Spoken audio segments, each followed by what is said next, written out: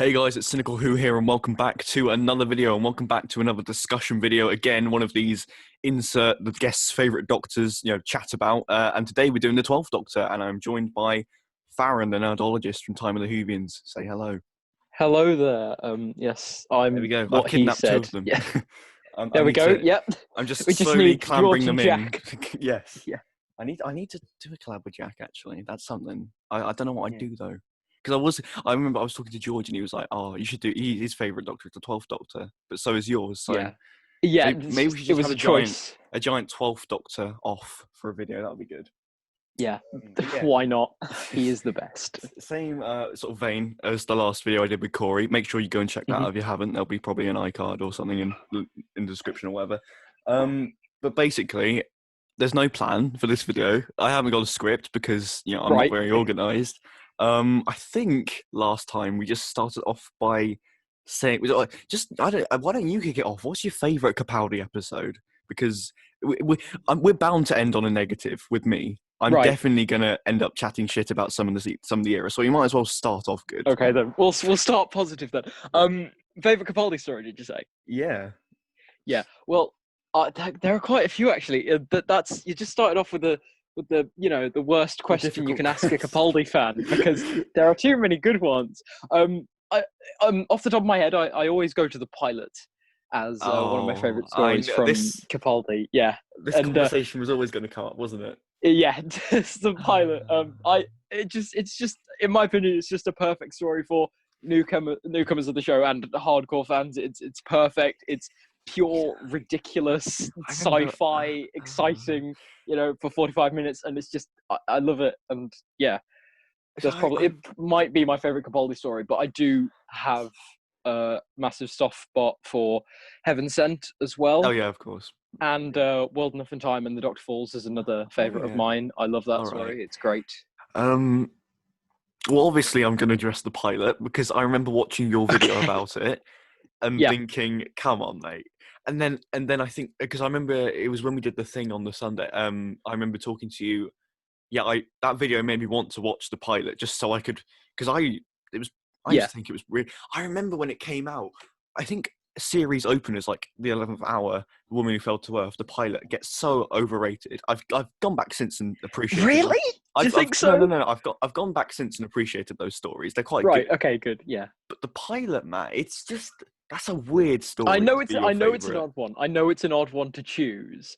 But I think that's also one of the reasons why I love it so much, is that it doesn't really get, I don't think it gets nearly as much love as it deserves to have. I think the fact that it keeps it keeps it in the pocket. It keeps it in the pocket. It keeps it simple, and the fact that it's so simplified is what makes it so accessible. Because if I'm just lazing around in my house, nothing to do, I want to watch Doctor Who. My go-to episode is the pilot, because it's just it's so accessible. I can put it on any time of day and just have a good time with it.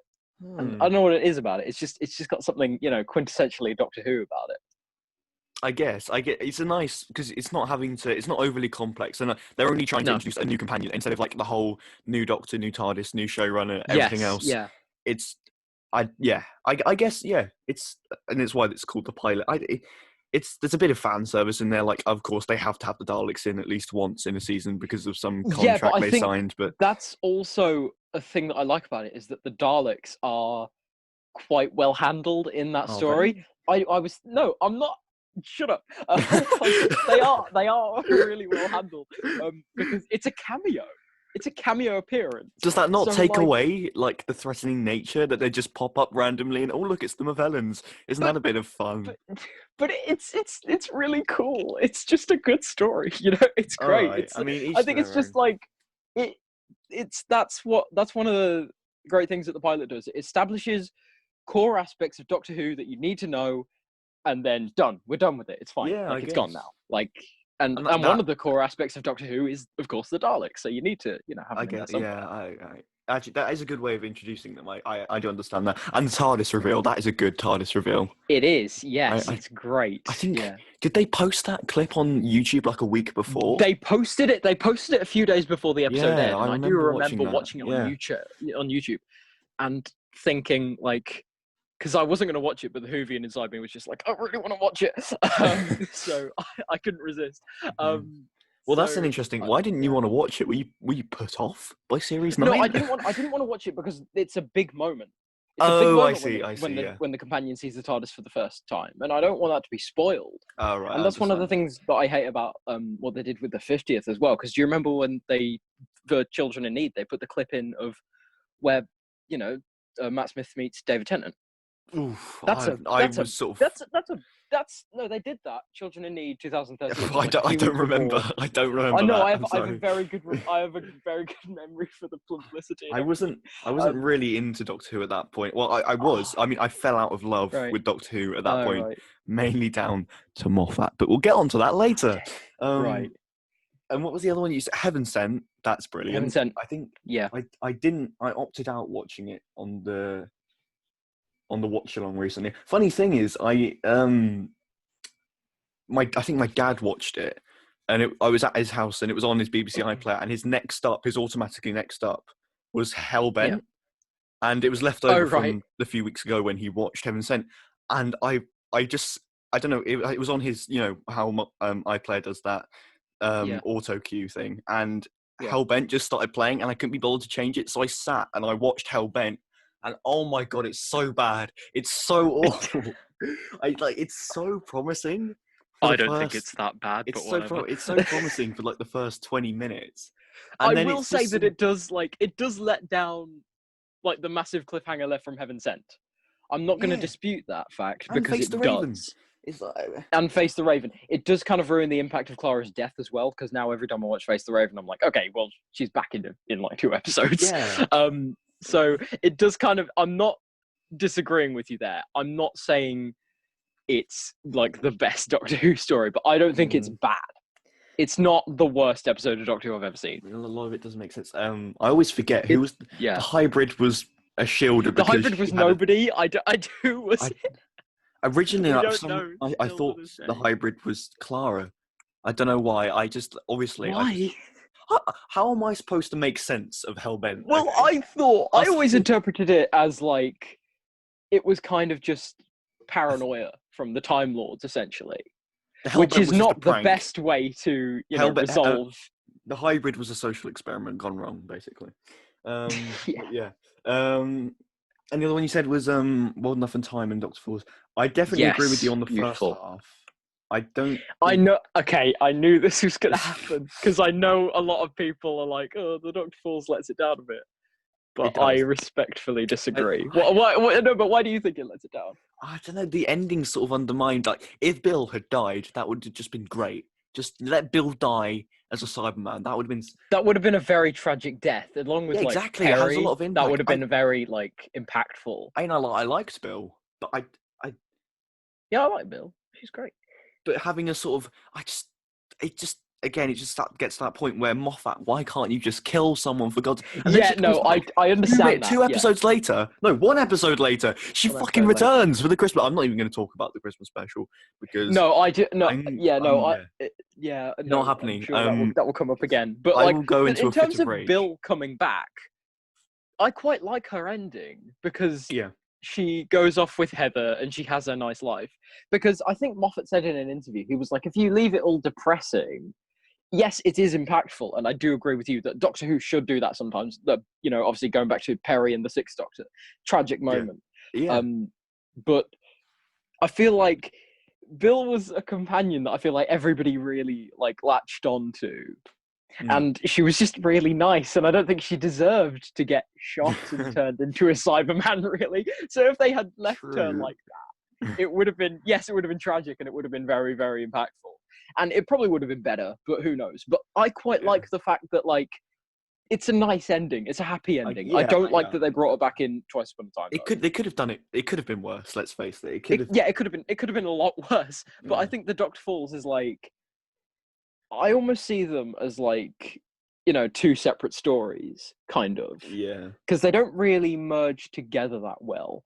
But if you look at them as 2 separate stories, they work, I think, equally on their own. And it's the first multi-master. honestly, Well Enough in Time is great. It does the whole Cyberman horror stuff brilliantly. Yes. And Yeah, the it reminded me of cliffhanger.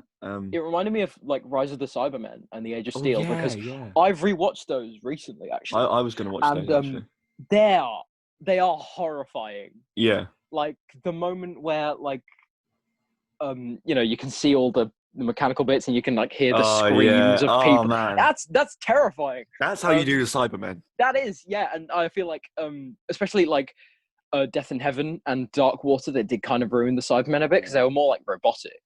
And Nightmare in Silver didn't do them any favors anyway. If you want to see a bad rendition of the Cybermen, look no further than Silver Nemesis. I don't know if you've seen that one, but I have seen Silver Nemesis. I watched that recently, actually. I watched it last year for the first time. And honestly, I don't mind it. I don't like okay. I know we're going off target here from the whole Capaldi thing, but Silver Nemesis is an enjoyable story. It makes no sense. It is an enjoyable story. Thank you. It makes no sense whatsoever because the guy who wrote it literally made it up on the spot in an interview.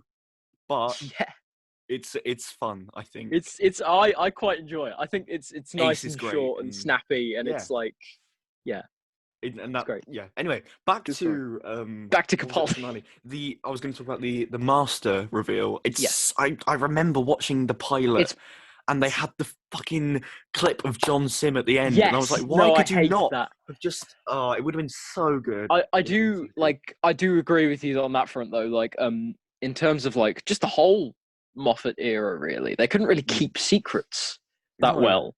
Like Moffat just wanted to let everything out, just immediately there and then, and I don't think that was. Don't laugh. So mature. But he did he couldn't keep secrets. And it did kind of ruin impactful moments. Granted, I was stupid enough not to see through John Sim's disguise, and I didn't know it was John Sim. I don't think I did, actually. No. I remember my mum was like, "That's John Sim, isn't it?" I was like, "We don't know that yet. We don't know if it is," because I didn't want to ruin the moment. But let's face it, the moment was already ruined. Yeah, I remember watching that. I was a bit late to it. No, hang on. It was a Dr. Falls, and they have that weird bit of him regenerating at the beginning. Anyway, I can't remember what I was going to say now. Oh, whatever. Oh no, I love that bit of him regenerating at the beginning of World. Oh yeah, it's not bad. It's They did film that like the week before. Apparently, I heard that they filmed that like a week before the episode aired, and it doesn't really make sense as like an open like a pre-titles sequence. It doesn't really make sense that much. It is a bit odd. But, it's just the sort of, but it's a good I was intrigued. I was like, wait, what the hell's going on? Oh, I've just remembered something because I think we spoke about companions when I did the one with Corey. I would like to know what's your opinions on Clara? God, I feel like I have. I'm not going to say a love-hate relationship with Clara because I've never really loved her and I've never really hated her. She's fine. Yeah. She's accessible. She's a bit bland in Series 7, but I do feel like in Series 8 she definitely comes into her own and she's definitely more likable in that series. I don't understand. She gets her whole thing with Danny in Series 8 is really quite good. I do think that. I don't like Danny. I don't like Danny as a character, but her arc with Danny in Series 8, that's a good character arc, and she's got some good moments in Series 8, especially the moment where she throws the TARDIS keys in the lava or whatever. And that's a good scene. She does, but she doesn't. It's a good scene in an otherwise pretty meh story. I don't really like that story. But yeah, I don't hate her. I don't really understand the hate for Clara, but I've never really been like, oh, she's the best companion ever. You know, I've never been like that with Clara. Yeah, I don't. She's kind of like Amy .2 in some respects. Don't get me started on Amy. I love Amy. But she is kind of just a moment that comes to mind is Journey to the Center of the TARDIS, where the Doctor's like, "Oh, have you seen this girl? She's this tall. She's feisty." I was like, every Moffat companion can be described as feisty. It's just all the female characters feisty.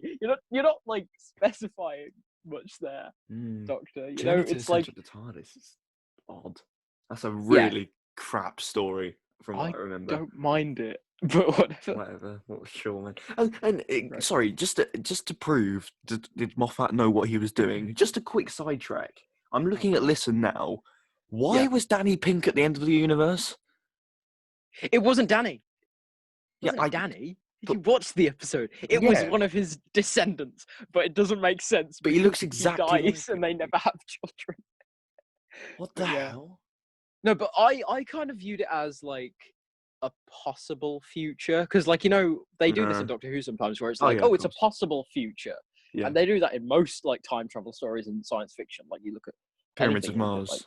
yeah, it's like, it's a possible future. Like in Orphan 55 or whatever, she's like, even though I hate that story, she's like, it's one of many possible futures, and I do quite like that. We have very contrasting opinions because I think when I first watched that one, I gave it an 8 out of 10. Well, you gave Orphan 55 an 8 out of 10. I've since rewatched it, and I think I give it like a 4 or 3 or something now. I give it a 1. Fair enough. A 1 out of 10 because it's pretty crap. It's I mean, I like the concepts, but God, it's like that and Praxius were the worst episodes of that series. Oh no, The Timeless Children. Frickin' don't get me started on The Timeless Children. Oh no, you've started the. Oh no. I don't like Timeless Children. We're just gonna. I watched that one Watch the other my day. review. Watch my Series 12 review. Link in the description. Yeah, all the links will be in the description. Knows? If you behave yourself, then maybe. Right. Okay. Fair enough. Right. If you don't chat shit about Series 12, then maybe I watched your review of it earlier. You said you thought the twist was bad or whatever. Did you? I don't know. I don't remember. Huh? I watched your review of The Timeless Children earlier, and yeah, I don't know. Yeah, doesn't matter. Forget it. Oh my God! What did you say about it? I forgot. I think that was. I made multiple videos about The Timeless Children. Did you? I watched your initial review. That was when I liked it. And then the next, like a week later, I made a video about it. I did not get that impression. I made a video like a week later with Tom, with Darius, called Doctor Who Sucks, which basically shows how my opinions changed in such a short time. And then I made the Defending the 13th Doctor video, in which I addressed some of the stuff in the Series 12 finale. And now I'm still sort of meh on it. But as I was saying, companions. Yes. Clara, not bad. They're all feisty. Basically, yeah. Especially Nardole. Oh, yes, Nardole. Actually, no. Love Nardole. What do you think? I don't know. Because he was introduced. I don't remember the Christmas special at all. I haven't watched. What, The Husbands of River Song? I haven't watched The Husbands of River Song or Doctor Mysterio since they first aired. And really? I don't want to. Really? I don't really remember what they were about. Dr. Mysterio. I think there was a guy with a diamond in his head, and then yeah, the kid with the space gem or whatever. Oh God! I thought it was going to be crap when I saw all the trailers and everything. I was like, this is going to be awful. I'm going to hate this. And then I watched it, and it's probably like my second favorite Christmas special. In all honesty. No, it is. It's great. I love it. Honestly, give it a rewatch.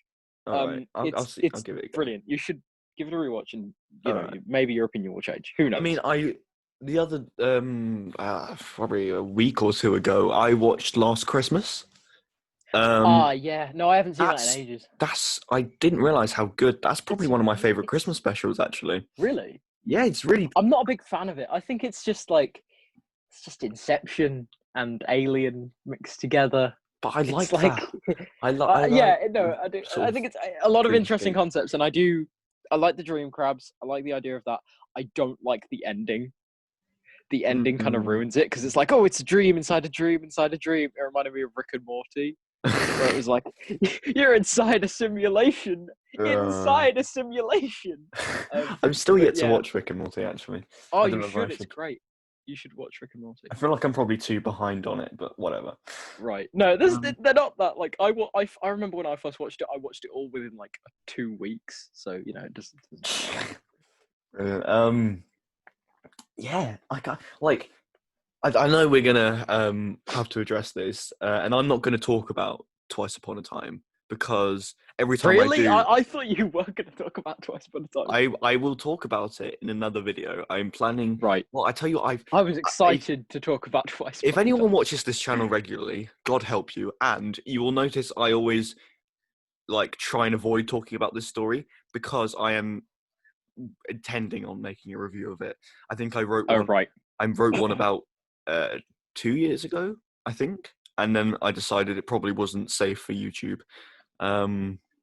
Which is probably right. I should probably make that decision with all of my content. I'm going to deactivate my channel after this. I think you won the quiz, didn't you? You were meant to deactivate my channel for you. I was meant, yes. I was meant to deactivate your channel. Yeah. Right. Well, that video is coming soon. There we go. Yeah. Yeah. But in short, what are your opinions on? The worst Doctor Who episode ever. Full stop. 0 out of 10. Really? Worse than Terminus, worse than The Dominators, worse than Let's Kill Hitler. A piece of shit that I'm never going to look at ever again. Done. What's your least favourite story that isn't Twice Upon a Time? I was going to say Twice Upon a Time. Oh, yeah, fair enough. But I feel like you more or less summed it up. Apart from Twice Upon a Time, I don't feel as strongly about it as you do. Because I think that it definitely is bad. But I don't think it's Moffat's fault. Because if you recall, that was supposed to be Chris Chibnall's first episode. Well, the thing is... But he didn't... And then one of the many bad decisions Chibnall has made, he didn't want to do a Christmas special first. Right, forgive me for comparing everyone to Rusty Davies, but think about how much of a short... Wasn't Midnight written in, Midnight was written in, a few weeks. Yeah, and it is one of the best stories. So come on, from I know that's a hard story to beat, but Moffat, you could please, in a few weeks, you can at least come up with something better. Yeah, but and I do, no, that's a good point. To be fair, I didn't really think about it like that. But in short, characterization of the First Doctor is awful, and I don't like it. Aren't all ladies made of glass in a way? Or... Yes. Oh God, what? The first thing that came to my mind was what 2 episodes earlier you were saying Time Lords have no concept of gender. We're above you petty humans, and then the Doctor's they're women. I'm what the hell's going on? I'm not even. Yeah. Awful. Yeah, the characterization of the First Doctor is awful. Capaldi's speech, even though he's great, he's a fantastic actor. That's why he's my favorite Doctor, but I'll talk about that in a second. He kind of pulled it off, but you're not talking about the regeneration speech, are you? I'm talking about the regeneration. No, that's awful. He can pull off anything. The writing is bullshit. Yes, it's only children can hear my name. What the fuck is that supposed to mean? What are you talking about? Literally makes no. That's never made sense. I don't know why it gets picked up. I like his last line where it's Doctor, I let you go. I think that's a good line. But apart from that, it's just what are you talking about? It's basically Moffat got high and it's he should have regenerated in the Doctor Falls, basically. He should have. Yes. Yeah. And that's Twice Upon a Time just ceased to exist. Thank you. Yes, that's why I don't like Chibnall. I feel like that episode was secretly written by Chibnall because I refuse to accept that Stephen Moffat wrote it. Oh, I can accept that. Oh God! But again, contrasting opinions. You Moffat hater. Honestly, wait until I do my 11th Doctor video. Oh God! But the 11th Doctor. Sorry. I love the 11th. He's second favourite. He's my least favourite, I think. Oh, really? Jodie's my least favourite. Sorry, Jodie. Mate. You're a great actress. She's crying. Chibnall ruined you. You're never going to come back from that. I was watching Broadchurch the other day because they're showing it again on ITV. Oh, right. And I was watching it the other day. I was so, because I'd never seen it before and I'd heard great things about Jodie. Mm-hmm. And I was watching it and I was so she can act. We know she can act. Just why is she awful as the Doctor? I don't get it. And have you seen her in Black Mirror? I haven't seen Black Mirror, no. Oh, it's definitely worth. It's very good. But I know she can act. Yeah. And it's just it's just a waste. Chris Chibnall is just wasting everything. I don't like it. But that's a video for another time. Yeah. Anyway, should we go back to the 12th Doctor? I was gonna bit of an old story. Story we were talking about. Oh, least favourite. Oh, yeah, we were talking about least favourite. Again, probably something like Hellbent or... A lot of people go to Sleep No More. Oh! Which I kind of understand, but then again, I also don't understand. Yeah, I like that one. I have a long and complicated history with Sleep No More. Right. Because it aired on the weekend of the Doctor Who Festival. Mm-hmm. Back in 2015, at which I was present. Mm-hmm. So... I travelled down to London on the Saturday, and I was really tired from the journey that night, and I forgot Doctor Who was on. And that's great irony because I was Brilliant. tired because I wanted to save my energy for the Doctor Who festival. I forgot that Doctor Who was on. So, and then Just my mum was runs like, a group Doctor Who channel, yet forget the show even exists. No, but I was honestly, I was so tired. I was exhausted from the journey down to London. And I just forgot Doctor Who was on. And then my mum was like, hey, isn't Doctor Who on tonight? I was like, shit, yeah, it is. So we turned it on and it was halfway through.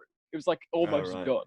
Yeah. So I caught the ending and I was half asleep. I just didn't care. So so I got, and then I was like, and that kind of like, you know, that gave me an opinion of, oh, it was just a boring story. Yeah. And then I got the box set, I got Series 9. And then I decided to give it a rewatch because I was like, maybe it's not as bad as I remember because I was exhausted that day. So maybe it was just me. I watched it again. I turned it off halfway through. Yeah, I turned it off halfway through as well. I watched it recently. I think I was having Chinese. It's not that it's bad. I just couldn't. No, it's not. But it's not bad. And then I watched it again a few years later with one of my friends, and we were just kind of taking the piss out of it. But but we both realized when it finished, we both sort of had a conversation about it, and we both agreed that it had good ideas. Like the ideas in it weren't bad. They were like quintessentially like perfect for Doctor Who. Yeah. But I feel like it's just Mark Gatiss. He knows how to write slow stories, which isn't very good. That's just another thing about Mark Gatiss. You know, I like his early stuff like Idiot's Lantern and Unquiet Dead. Those are really good. I'm not a big fan of Idiot's Lantern, but why do people dislike that? I was talking to. I hate the ending.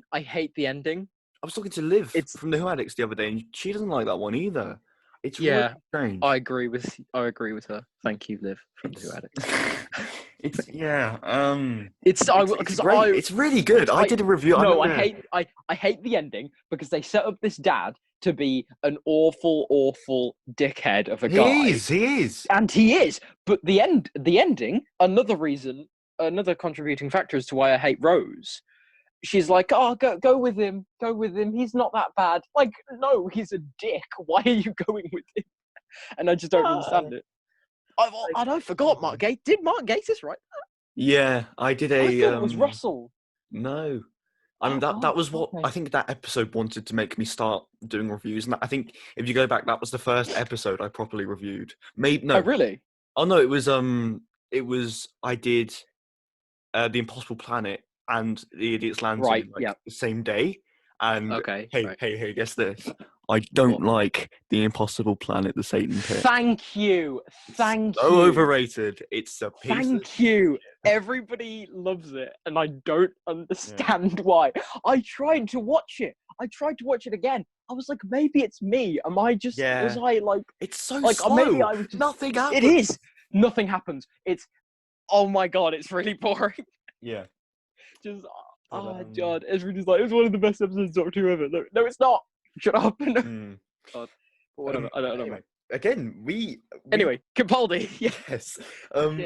Back to the least favourite episodes, I definitely put something forward like Thin Ice. That the ending is just... Really? I remember watching Series 10 when it came out, and the endings, I just was not... They were so rushed, they made no sense. And Thin Ice is just... That's exactly what I think about Series 12, by the way. I mean, fair enough. The ending of the one with the B-Tech Nightmare Man. What was that? Oh, can you hear me? That's brilliant. Yes. Shit. It's shit. It's awful. Just the ending, like, oh, here's a big imagination dragon thing. Oh, you're dead now, or whatever the hell happened. I was like, freaking hell. Like, what is this? But no. What, rushed, really? Yeah, I don't know about Rush. Series 10? Especially in Smile. Come on. Smile I'll give you that. Even though I love Smile. I'll give you that. Mm-hmm. Yep, Smile's ending. I turned it off and on again. Yeah. What about stuff like Oxygen? I Oxygen. watched that one recently, but again, the ending's a bit mixed. I like it. I remember I kind of laughed when the Doctor was like, "I'm still blind," mainly because I had heard, oh, there's going to be some big revelation at the end of this episode, and I was like, "Oh, he's blind." and like he's gonna get his sight back. And I remember laughing at that ending, but I rewatched it and I was like, no, that ending is quite impactful. Actually, it's just the way Capaldi says it. He's like, I'm still blind, and like, it goes to black. It goes to black, doesn't it? And that's quite funny. Yes. But that's a good episode. I love Oxygen. I think it's great. Jamie Matheson's a good writer, and he should have taken over from Moffat, but no, Chris Chibnall apparently. Anyway, right. I'm just looking at it now. Empress of Mars. What the fuck was that episode?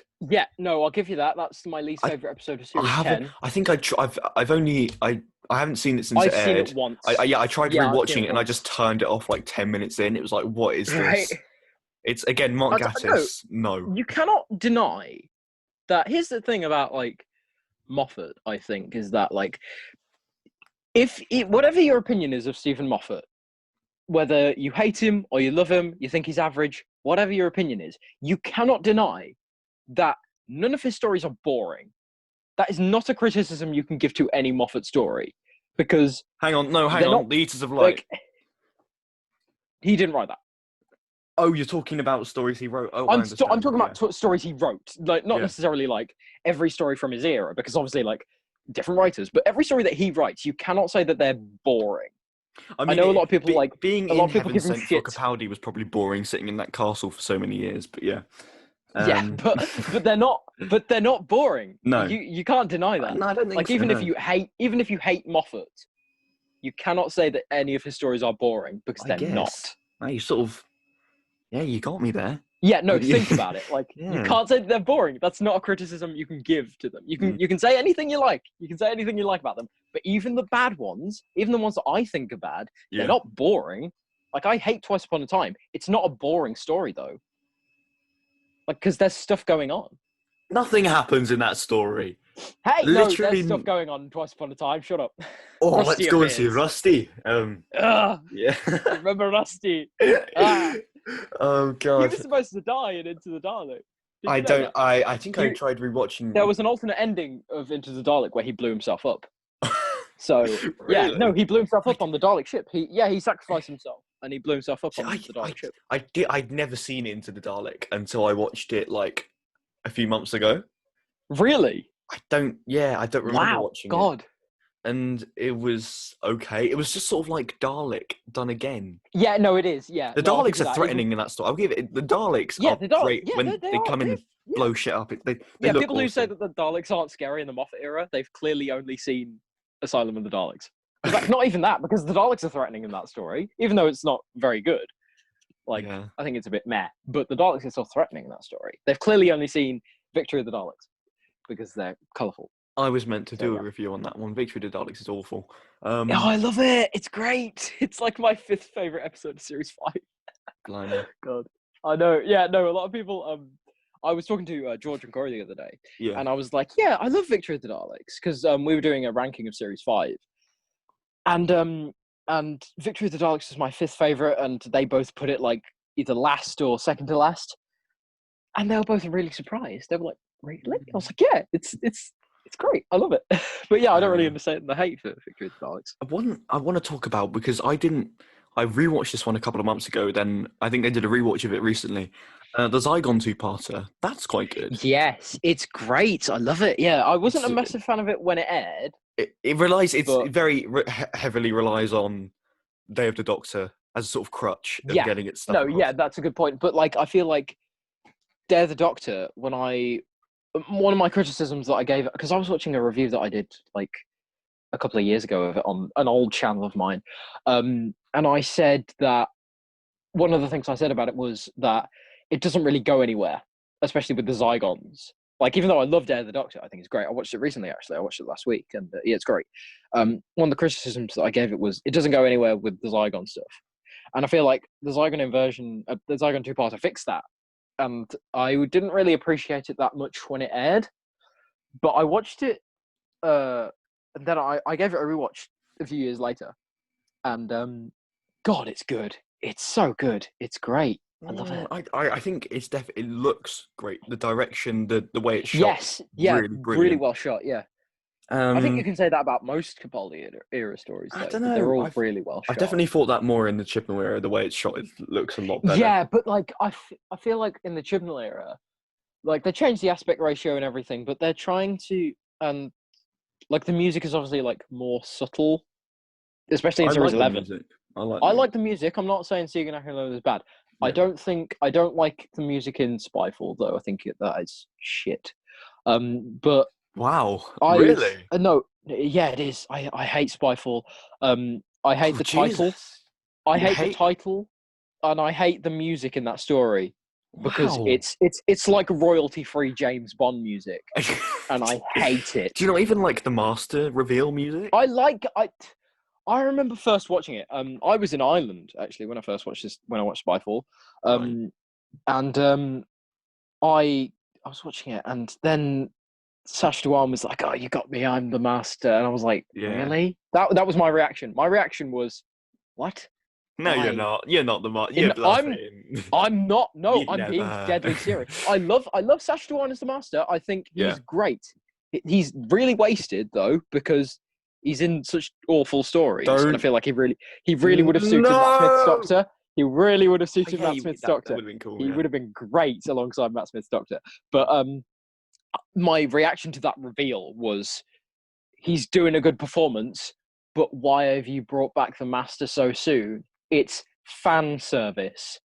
It's pure and utter fan service, and you can't deny that. They brought him back because people said, "Oh, there were no classic monsters and villains in Series 11," and Shivna was like, "Shit, the Master."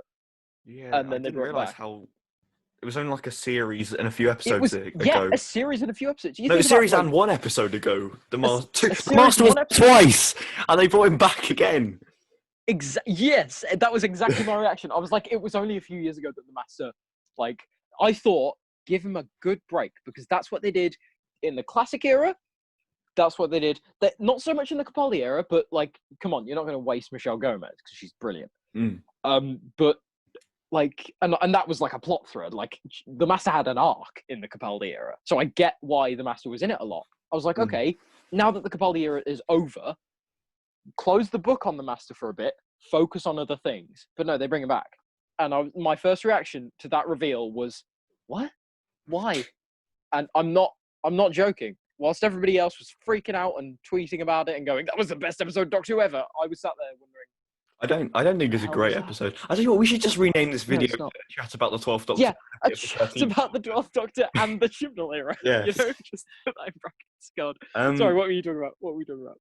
Well, I was thinking I don't know how long we've been going because it won't show me on this thing. But I'd like to take a moment to stop dissing all the stories and talk about the costumes. Because I remember doing this with Corey, and obviously you're a big fan of cosplay, and you've cosplayed the 12th Doctor yourself. Many times. What's your favourite 12th Doctor costume, would you say? Oh God, there's too many good ones. One that really sticks out to me is it's called the Oxygen variant. It's the one with the holly jumper, the hoodie, and the navy Crombie. Oh, right. I love that combination. I know a lot of people are like, "Oh, the hoodie looks stupid. He looks stupid in the hoodie." I don't mind the hoodie. I've heard people say, "Oh, he looks so stupid in the hoodie," and I remember I was a bit apprehensive of it at first, but he pulls it off so well. It looks great. Like, Capaldi never looks bad. Like, I like all of his costumes, and every time I watch, like, I don't actually own the red velvet coat, and I really wish I did, because that's a beautiful coat. And I also another reason why I like the pilot so much is because he goes through like 4 different costume changes in that story. Yeah. He goes, no, not even 4. He goes through like 7.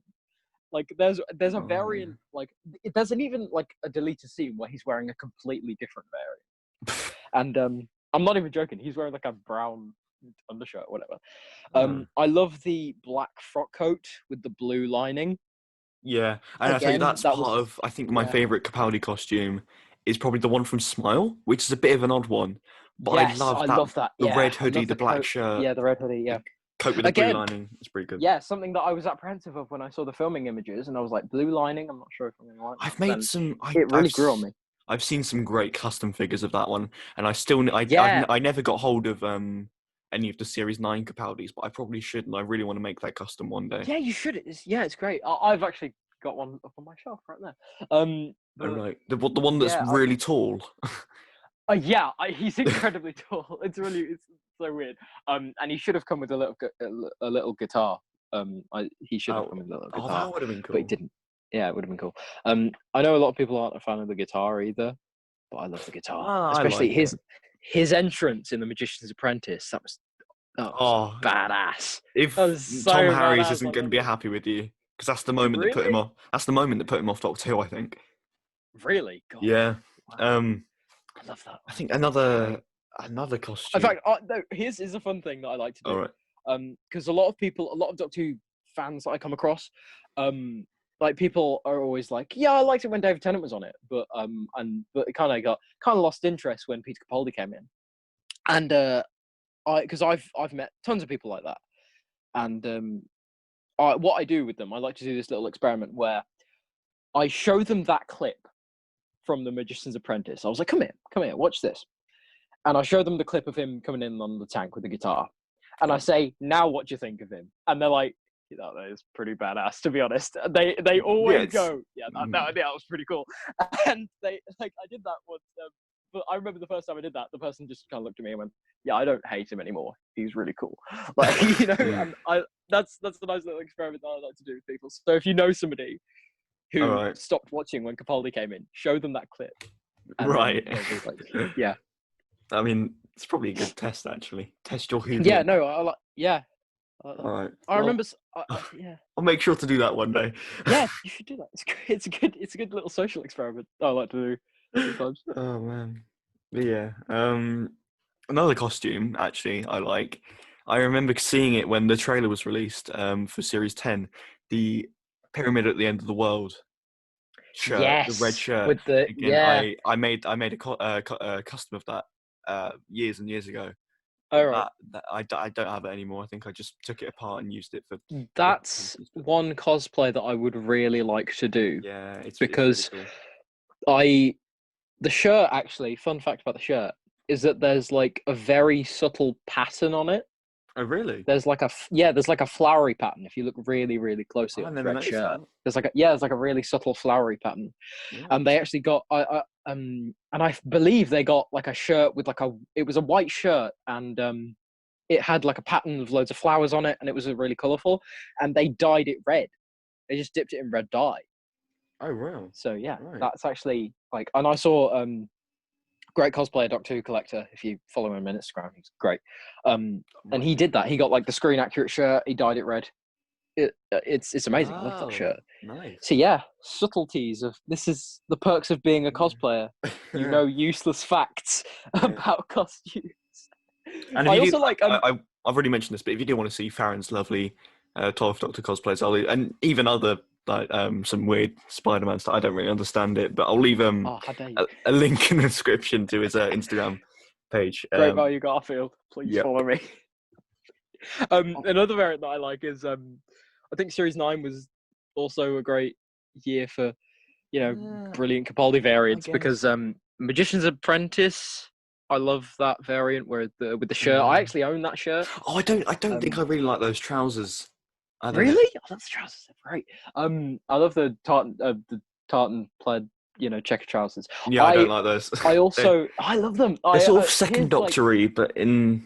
No, I love it. I think because Scottish. Fair enough. And I actually the main Capaldi variant that I do is the one from The Girl Who Died because I do that with the shirt and when I went to Science of the Time Lords this year, I wore that variant, right? With the Girl Who Died variant with the flowery shirt, the negative flower t-shirt, and the the navy checker trousers. I love that variant.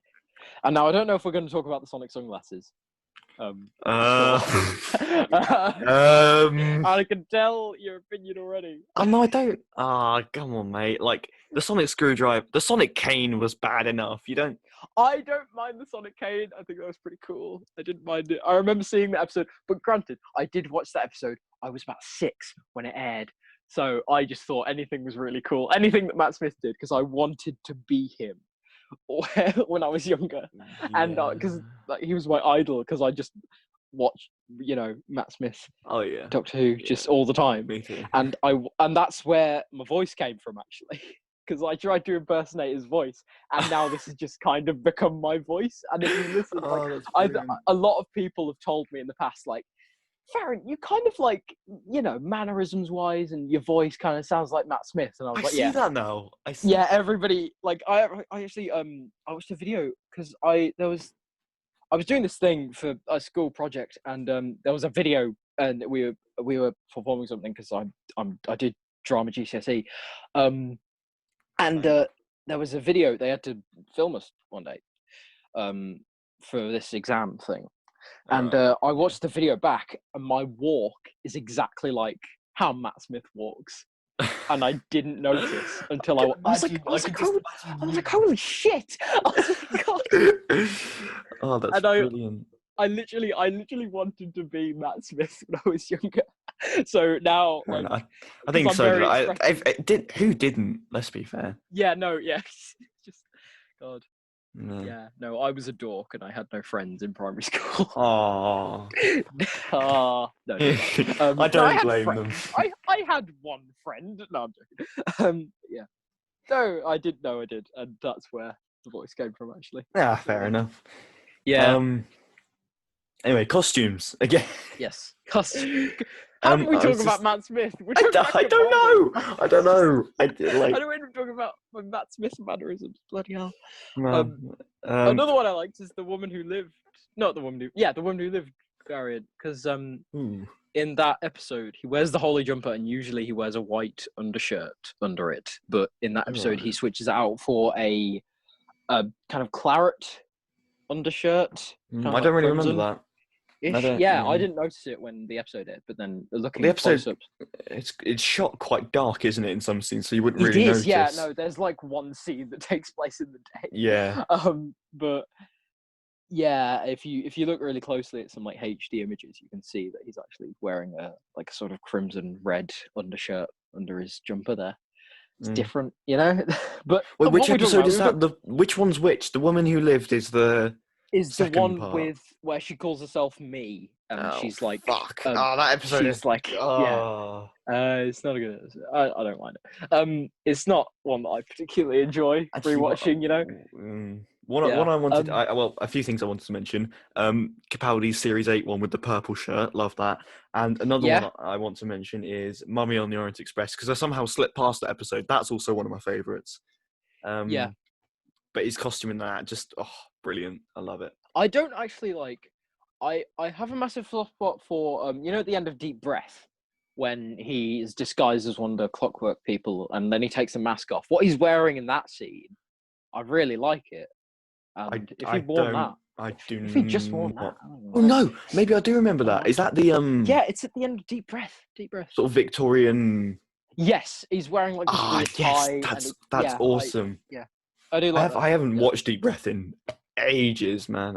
Oh right. I have the DVD on its own.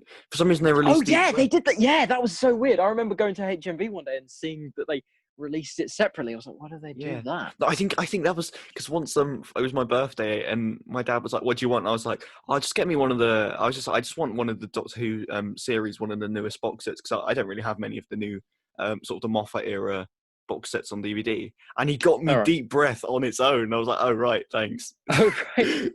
God, that was such a weird thing that they did. I don't know, maybe it was because it's like the longest singular episode apart from like 5 Doctors, isn't it? It's like something, isn't it something like the longest? It's like 80 minutes. Well, wasn't? Yeah, it's longer than the 50th. Are we forgetting the TV movie here, or is that a? It doesn't really count as an episode, does it? Because it's a TV movie. Just you wait until I do the 8th Doctor one. But no. I think the 5 Doctors was it not? It was a 2-parter. It was like 90 minutes. Yeah, it was. Yeah, but if you watch, the DVD that I've got, it's all together. So I grew up with the special edition version. I can't. Right. With the redone floating ice cream cone rather than the weird triangular thing. The Mr. Whippy looking version. Right. Yeah. I can't go back and watch the original. It's so weird. Right. Because I've got it where it's always one story, so I just know it as a nice story. Yeah, the 5 Doctor. Me and Max used to watch that when we were younger. I remember that, and that was actually the first classic Doctor Who story I saw. That's not a bad one to start off with, I guess. No, it's never, not a bad one to start off again, with, I know Capaldi or a video or whatever. I don't care. We're going to talk about the Five Doctors if we need to. We just talk about anything Doctor Who. Just call this video a chat about general Doctor Who stuff. Rambling. No, we were talking about the Sonic sunglasses, weren't we? Sonic sunglasses. We were. Yeah. Oh, man. Yeah. No, what is your opinion on the Sonic sunglasses? Sorry. All right, aren't they? I don't love them. I don't hate them. They're just sort of there. Yeah. They come in useful in like the Monk 3-parter. Yes. Yeah. I think that's where like I never minded them actually. I quite like them. Quite cool. I mean, that's the Monk 3-parter itself. I quite like the first 2 parts at least. I watched it the other week, and I think the ending's a bit but Extremis is really I good. know. That episode actually, the last part, the Live of the Land, that aired the day before my birthday, and I went to see Wonder Woman because that came out the day it aired as well, and so I didn't see it like as it aired because I got home like an hour later and it had finished. I didn't, and I watched it like an hour later. So. I was in Croatia when the Pyramid at the End of the World aired, I think. Oh right. So I couldn't watch it because BBC iPlayer was blocked in Croatia. Really? So I had. Yeah, because it's an English thing, isn't it? And you can't get it abroad. Right. And I had to. Okay. I couldn't find it anywhere, and I think I eventually found like a flipped version on some dodgy website where I had to watch it for the first time. Oh right, okay, fair enough. But yeah, I think I probably watched. But yeah, I don't mind the Sonic sunglasses. They're actually they're quite cool. Actually, I don't mind them. Yeah. Yeah. They come in as like a cool cosplay accessory. Yeah, I don't. Forgotten your Sonic screwdriver? Go out and buy a pair of bracelets. I think there's worse accessories for like celery. Yeah, there is. I'd rather have sunglasses than celery. Yeah, no, the weirdest piece of Doctor Who merchandise I own, I talked about this in Time the Whovians United video. I own I think you've told me prop of the celery. Yeah. Like it's a plastic piece of celery. I bought, guess how much that was? 2p? No, it was £35. Fucking hell. Yeah, and saying that, I'm just filled with regret because I don't cosplay the Fifth Doctor. He's not one of my favourite Doctors. You'd see I don't know Fifth Doctor why cosplay. I think that'd be quite cool. I think I would, but like he's not my favourite classic Doctor. That's got to go to John Pertwee. But fair enough. Like just because you can see similarities between him and Peter I don't know why I'm just picturing you in every Doctor's costume now. I think you'd suit a nice. I think you'd suit a nice 8th Doctor costume personally. Yeah, like a Night of the Doctor one. Yeah, the Night of the Doctor is one that I'd always wanted to do because I do really like Paul McGann as the Doctor. I think he's great. Yeah. But I'd probably never do that. I want to stick to Peter Capaldi and Matt Smith because I've already got too many cosplays. So don't tempt me. Sorry. Yeah. Is that the video? I don't really know what else. I don't know what else we haven't really talked about Series 8. We haven't talked about like the episodes. Weirdly, we talked about them a bit at the start, but we haven't really talked about like specific series. I don't know how long we've been going. We've been going. Have we been going an hour? This is going to be an extra long video, mate. If you've seen I got my Series 12 overview to about 2 hours, mate. So wow. Yeah. I don't mind. I can stay for as long as we'll just watch every episode together forever. Just watch every single episode of Doctor Who that's ever. Can we skip an unearthly child? I don't like an unearthly child. Sorry to everybody that likes it. Fair enough. I don't like it. It's a bit boring. I like the first part. The rest of it's sort of the Daleks is way better. Come on. No, the Daleks is also a bit crap. I think it's not awful. I don't hate it. It's a bit boring though. It's a bit slow. The Edge of Destruction's a bit boring. I used to like that one, but now I watched it and it's just sort of a bit odd. It was always one that like when I was younger, I used to see it in like DVD shops and I was like, wow, this looks really cool. Yeah. But yeah, and I've never watched it. Actually. Yeah, just set fully in the TARDIS. I've got the beginning box set, and I was always like adamant to watch it because I think that was the one I was the most interested in because like I read the back, like the little bio in the back, and I was like, this sounds really cool. It's not brilliant. Sounds like Journey to the Center of the TARDIS, but better. when you have free time, I'd recommend just popping on Edge of Destruction because it's not awful. It's quite the acting's. I really, heard bad things about it. The acting's a bit off, but it's a nice. It's not. If you don't like it in the end, it's you've wasted an hour of your time. It's not a long story. So is it just like an hour long? How many parts is it? I think it's two. Only like... It's two parts. I think. Really? Oh wow. Yeah. Okay. Yeah, I might give that a watch soon. Yeah, we haven't really talked about specific Capaldi, series, a lot of stuff in Series 8. I don't actually like. That's probably like the weakest link for me. Yeah, I rewatched Series 8 recently because I have no memory of it when it came out because I wasn't. Right. I sort of fell out of love with Doctor Who at that point. Right. And my love for Doctor Who had never been stronger around that point. Fair enough. Yeah. It's a bit of a mixed. Like, it is a bit of a mixed bag. Like Robot of Sherwood. No, Robot Sherwood is a bit crap. Yeah, it's. I love how I remember the marketing for Series 8 because the marketing was so late. I remember the first not even like a teaser trailer. That was like June, wasn't it? It was like May, June time. No, it was no. I have a weird memory when it comes to marketing of Doctor Who. It's really weird. Like I remember when the 50th came out, because they only put out trailers for that like a month before it aired. All right. Like the Save the Day trailer came out in October. Blimey. And then the proper trailer came out like a few weeks later. And I remember I watched both of them at the same time because I didn't really notice because I didn't really use the internet when I was 9. So how old was I? I was probably like 9, 10. And I remember I was using the computer for homework one day, and I just went onto YouTube and I was like Doctor Who because that's all I was interested in. Yes. And then yeah, and that was my whole personality, and it still is my personality. That's all we do. We just go and search some Doctor Who on YouTube, and then everybody that knows me is like, yeah, you're that guy that likes Doctor Who, aren't you? I was like, yeah. There's only one of us left, and that's me.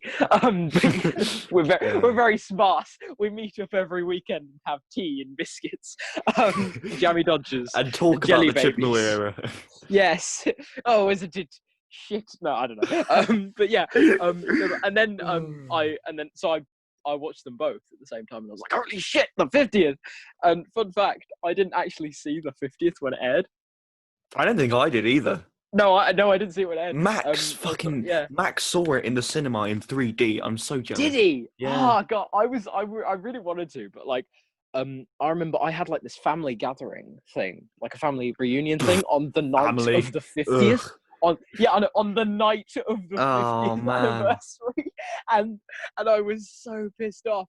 And I remember because I caught the first 10 minutes of it, and then my mum was like, "Okay, we need to go now." I was like, "Shit!" And then I remember my mum, bless her.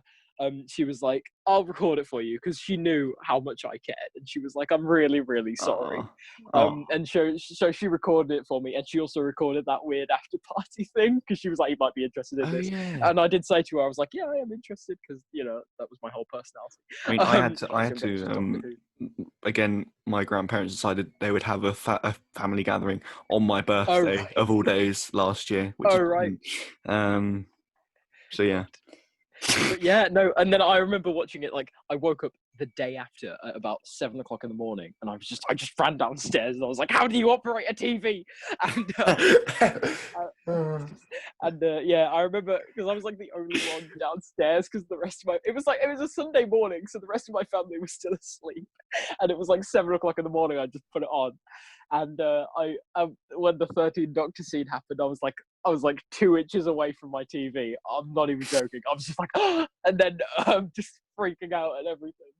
And then when the "Oh sir, all 13" thing happened, I was like, "Holy shit!" Yeah. I almost had a heart attack, and I was like, Anyway, I don't Series think 8. Yeah, that one. I was going to talk about Listen because that dares to be something, but it fails so badly. I think. I do agree with you. I remember when I first watched it, I really liked it. I thought it was genius, and then I watched the finale, and I was like, "Danny's dead. How did he?" But it's not. What? It's Moffat trying to be clever, and then he's not. It is, yeah. It's I don't mind it. I know you're not a big fan of Big Finish, but it's like Scherzo done really badly wrong. basically. I don't know anything about Big Finish. They were actually put this thing on the Instagram page, Doctor Who Instagram page earlier. It was like free audio dramas, and I don't know if that's like, oh right, the really crappy ones, or it's like proper Big Finish. Nah, they've been doing those recently. I think it's just a one-off. Some of them are all right, but it's only like the first part. They'll like release the War Doctor box set, but it's only like an hour of it. So okay, right. Yeah. No, Series 8 is the weakest link for me. It's my least favorite Capaldi series. I know most people go to Series 9, but I think Series 8, like, the marketing for that was so, it was just lies. It was all lies, because Moffat was like, this is going to be the darkest series of Doctor Who yet. And then there were all those weird trailers of him in the TARDIS, and it was exploding, and he was like, I see into your soul, Doctor, and I see hatred. That sounded like Emperor Palpatine, but whatever. And then Clara's like, I don't know who the Doctor is anymore. And I was like, oh, is the Doctor evil? This is going to be so cool. And I was so excited. And even my teacher was like, hey, Farren, did you see that Doctor Who trailer? Because he knew I like Doctor Who. He was very nice to me. And he was like, and I was like, yes, I did. And everybody was talking about it. And then it aired, Series 8 aired. It's the goofiest freaking series ever. Like, not even, like, starting with Deep Breath, there's a stupid joke about Strax, and there's, like, cartoon sound effects. And I was like, the marketing for this series was just lies. You just lied to our faces. Was it this or Series 9? They put it in ultra widescreen, didn't they? 21:9 for the trailers, and then when it came around, it was just in standard 16:9. No, that was Series 9. Yeah, Series 9. So that was lies as well. Yes. It was lies as well. No, because they wanted to appeal to the general public, and they were like, "Oh, it's all cool and epic. It looks like a film." It's just still something a bit weird. Basic. I know, again, obviously not 12th Doctor related, but literally before we started this video, I was watching the Lazarus Experiment just because I just fancied some RTD goodness. And at the end of it's quite good. And at the end of it, Mark Gates's face on this weird scorpion, not scorpion, like this weird spidery thing. I was like, what the hell's going on? But there's at the end of it, there's there's a trailer. I never noticed this. There's a trailer coming soon for the rest of Series 3 because there was a 2 week. It says Doctor Who will return in 2 weeks. Since when was there a 2 week break between? Really? Yeah. I didn't know that. Between the Lazarus Experiment and 42. Why? I don't know. I never knew that until like literally an hour ago. So yeah. What was happening in 2007? Was that like with the Olympics? Not the Olympics, no. And that was April. So freaking what the hell? What? No idea. What went on? Like, so maybe they just decided. Is that on the DVD or is it on? I was watching it on iPlayer. Oh right, okay. That's weird. I'm going to go onto iPlayer later and have a look at that because that's weird. It's weird. But yeah, it's a bit of fun, really. Yeah. No, I hate that. Talking of aspect ratio, actually. Right. Series 11. I don't like the Chibnall era aspect ratio. No, I don't like it either. If again on my on the subject of rambling for over 40 minutes. About things completely different. On my, it was the Praxis review I did with Max, the initial impressions reaction video, whatever. And we ended up rambling for 40 minutes about aspect ratios and how much I dislike the. Oh, right. It's like, just put it in 21:9, and if you're not going to have it in widescreen, just because I don't like this weird tiny chop. Please just stop it. Yeah. And I was rewatching. No, I don't understand it. I was rewatching Dairy Girls recently because that's a brilliant series. And that thing. And I noticed. I don't know if this is because I was watching it on the Channel 4 thing. I think the bar at the bottom is bigger than the bar at the top. Really? Yeah.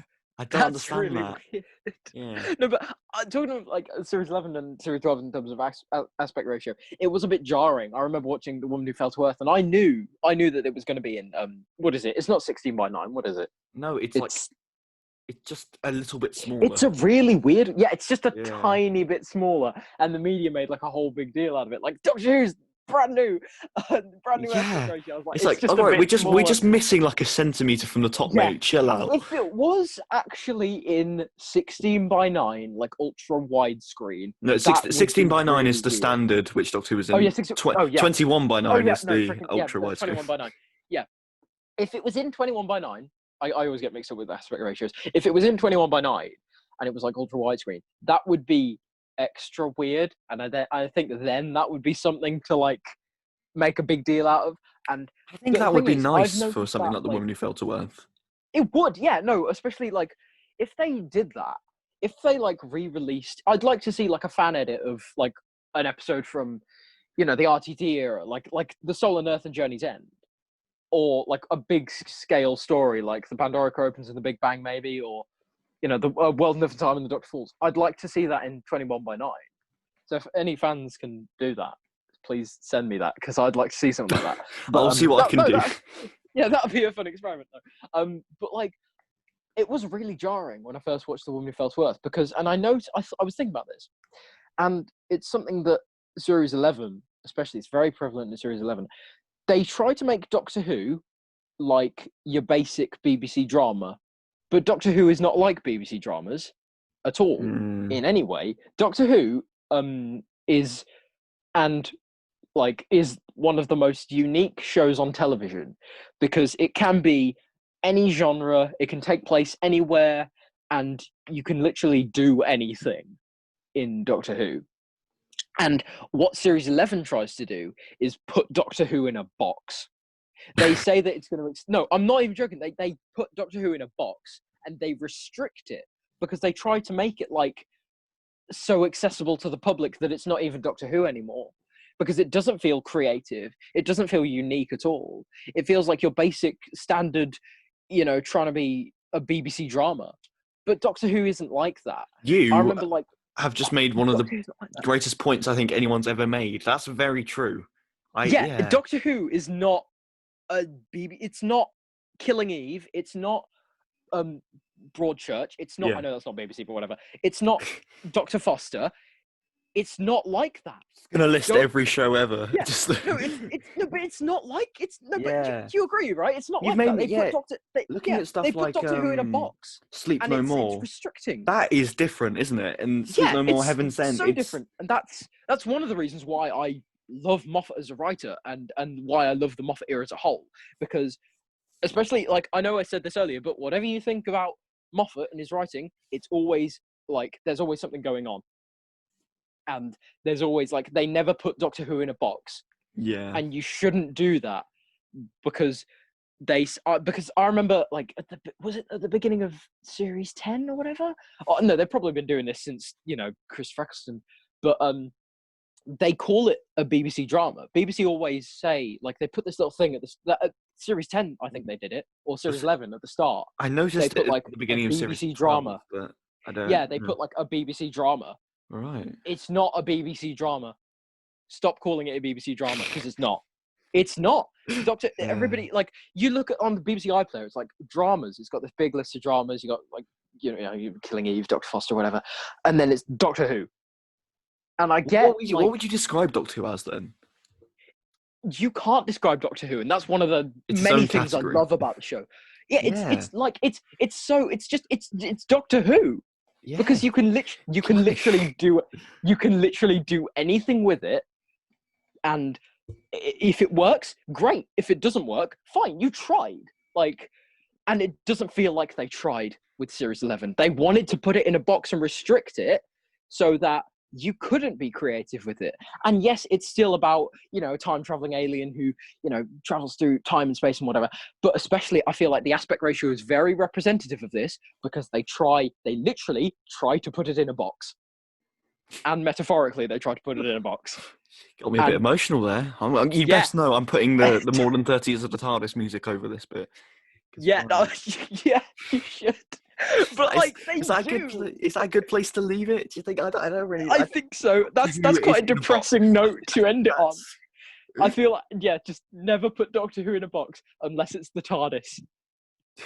You know, never put. You shouldn't do that. Like, But you agree, right? Yeah, Like, you yeah. get where I'm coming from. And the aspect ratio is very representative of that fact. Yeah, Because they're like, if we make it a more cinematic aspect ratio, because I was watching, because my mum or my parents watched Dr. Foster, and I remember after series 11 aired, it was on, I think, and I noticed, I was like, they made Doctor Who have that aspect ratio. And I was like, and that's when it all clicked. And that's when I thought, and no, I'm not even joking, I had like an epiphany, like a Simpsons movie moment, you know. I tell you what, I'm gonna put this video in 21:9 aspect ratio. Yeah, you should do that. Everybody be like, "What the hell's going on?" No, I'm gonna do the annoying one with a little bit of chop at the top. There we go. Yeah, just and like, no, you should do the Derry Girls thing where it's like bigger at the bottom. Oh my god, I will. Right. But yeah, I feel like that's quite a depressing note to leave it on. There we go. Let's leave it there. That's very, reminiscent of the Moffat era. That was our, I guess, chat about the 12th Doctor era, and then a chat about boxes. Yes. Brilliant. Right. Yeah, never put Doctor Who in a box unless that's the moral of the story. Yeah. Put that on a t-shirt. There you go. I'm glad that's going to be on the internet now, because I've been saying this to George and Corey since July of last year, right? And I've been saying that to them for ages, and like now I think the internet shall listen to me ramble about this silly little sci-fi show.